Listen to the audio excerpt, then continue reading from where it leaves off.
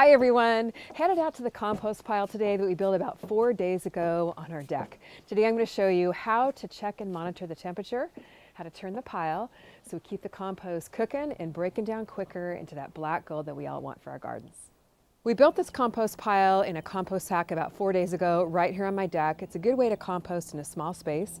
The first thing you might notice though is that things have settled a little bit. The compost sack is a little bit shorter and it's leaning off to one side. Perfectly normal, don't be alarmed if you notice this. The compost materials are just settling and the microbes are starting to do their work, so it's a natural part of the process. So we're going to remove the cover and see what's going on inside. There's actually quite a bit going on inside. The microbes are busily reproducing and chewing away at all the organic matter we put in our compost, turning it into fluffy black soil. So I can already feel that there's some heat coming out of the pile, which is a really good sign. First thing we're going to do is check the temperature. Ideally, you want your compost pile to heat up because that will break down a whole lot quicker than if you're cold composting. So pretty easy to check the temperature. You can either do it with a piece of rebar or with a compost thermometer. So to do it with a piece of rebar or anything that is metal and will conduct heat, all you do is you just put the piece of rebar into the center of the pile because that's where it's the hottest. Let it sit there for a couple of minutes. If you pull it out and it's hot, that means your compost is heating up.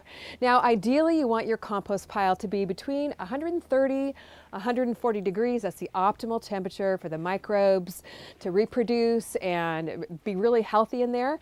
So I do like to monitor the temperature a little bit more accurately with a compost thermometer. Now, this is a pretty handy tool that you might want to invest in if you're going to be composting. It's simply a little thermometer on a stick about 18 inches long that you can, again, set in the middle of your compost pile and get a really good accurate temperature reading. So right now my compost thermometer is around 55 degrees or so. Hasn't been in the pile. It's a chilly day out here. It's about 55 degrees. So we're going to put it in and see how the compost pile is heating up. So let's put it right into the center of the pile and see how things are heating up for me. It's already moving there.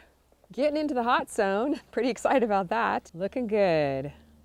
You can see here it's in the green zone, which is active, which means the microbes are active, the compost is heating up, and things are breaking down really nicely there inside of the pile.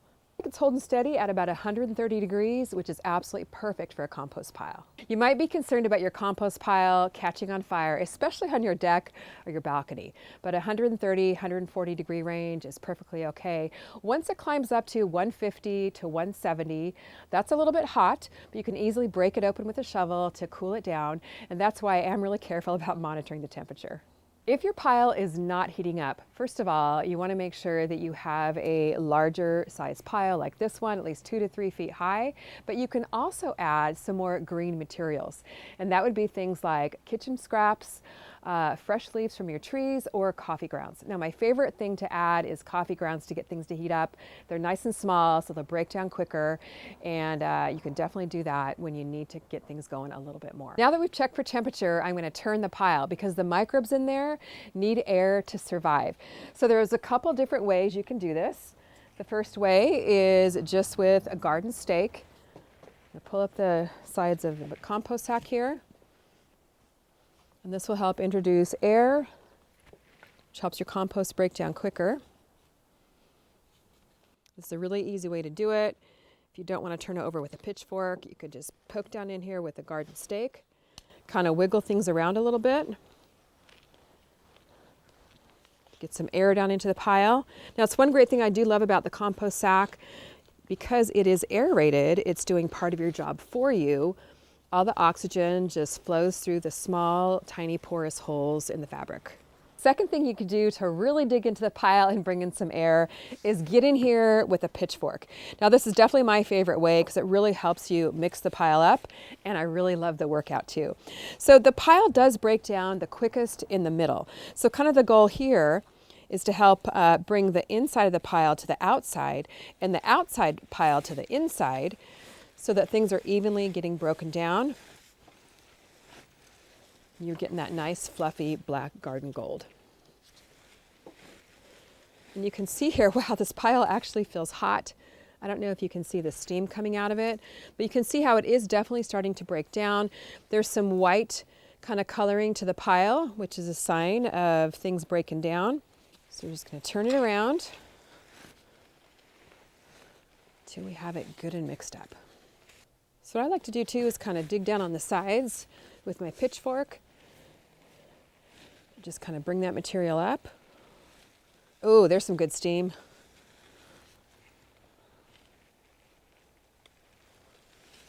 It smells good too, nice and earthy. So the microbes are definitely reproducing and busily doing their work to break the compost down. A really good sign. So you don't need a lot of space to compost. You can definitely do it on your deck or patio or balcony. All you need is a couple of feet. This is a little over 2 feet tall and about 2 feet across. It's a perfect size for a small space. And while I'm turning my pile, I'm also checking for moisture. You don't want everything to completely dry out because then the microbes will die. You want it to be kind of like a wrung out sponge. This actually looks like it could use a little bit more water, so I'm just going to add some in and mix it up as I go. Just be careful not to add too much, just add a little bit at a time. You don't want your pile to be dripping wet because then it gets anaerobic and introduces harmful bacteria to your pile. The other great thing about hot composting is it kills any weed seeds that might be in the mix here and also kills harmful bacteria. And by turning your pile regularly and keeping it at an optimal temperature, your compost can break down in as quickly as 3 to 4 weeks, so you have free fertilizer for your garden. If your compost is wet and soggy or it smells, what you could do is add some more dry materials such as dried leaves, shredded straw, something like that to absorb the extra water, because you definitely don't want it doing that. And also make sure that you keep the cover on it if it's raining, because that way it won't get too wet in the rain. We're going to go ahead and put the cover back on now and then check the temperature and turn it again in about 3 to 4 days.